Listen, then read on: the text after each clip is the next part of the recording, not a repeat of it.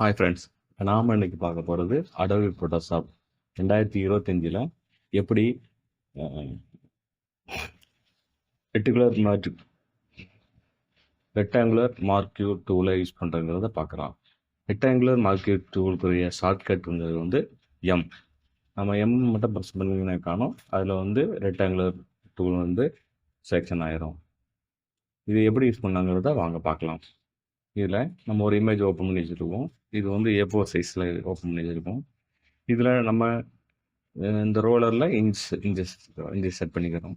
இப்போ இதில் வந்து நம்ம வந்து ரெக்டாங்குலராக ஒரு செலெக்ஷன் பண்ணுறோம். அதாவது சதுரமாகவோ அல்லது செவ்வகமாகவோ இதை வந்து நம்ம செலக்ட் பண்ணிக்கலாம்.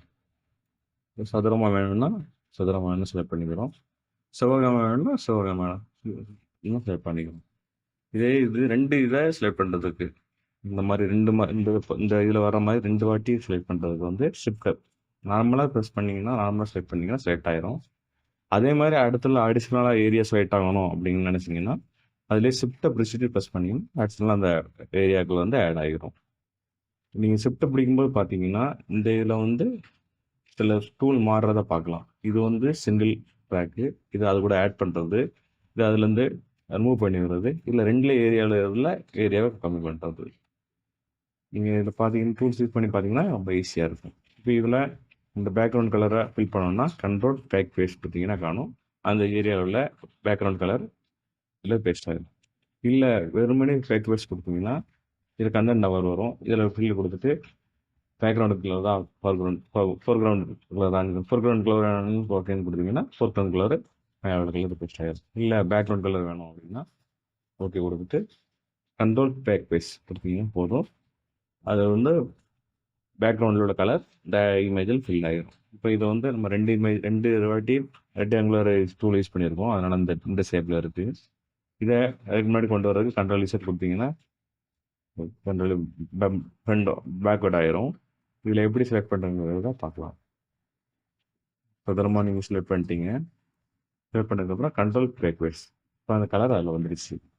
இப்போ இதில் திரும்ப நீங்கள் வந்து ரெக்டாங்குலர் வேண்டாம், எனக்கு ஒரு அந்த ரவுண்ட் ஷேப் வேணும் அப்படின்னா அதே இதில் அந்த டூலை செலக்ட் பண்ணிவிட்டு அது கீழே இப்போ நீங்கள் ரைட் கிளிக் பண்ணிங்கன்னா அந்த டூல் வரும்.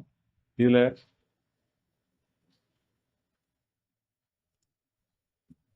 இந்த டூல் யூஸ் பண்ணிங்கன்னா இதில் வந்து சர்க்கிள் வரும்.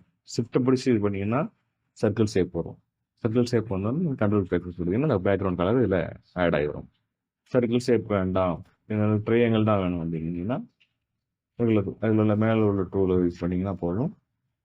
அதில் ரெக்டாங்கிள் ஷிஃப்ட்டை பிடிச்சிங்கன்னா ஈவனாக ஸ்ப்ளிட் ஆகும். ஷிஃப்ட் பிடிக்காமல் இது பண்ணிங்கன்னா நீங்கள் எந்த பக்கம் மேலே கீழே எந்த பக்கம் வேணும் எவ்வளோக்கு வேணுமோ அதை கஸ்டமைஸ் வச்சுக்கலாம். ஷிஃப்ட்டை பிடிச்சி நீங்கள் பண்ணும்போது அது ஈவனாக மேலே ஆகும். சதுரமாக ஈவனாகும், ஈவனாக ஸ்ப்ளிட் ஆகும். பார்த்தீங்களா, அதில் வந்து வித்தும் ஹைட்டும் ஒரே லெவலில் இருக்கும்.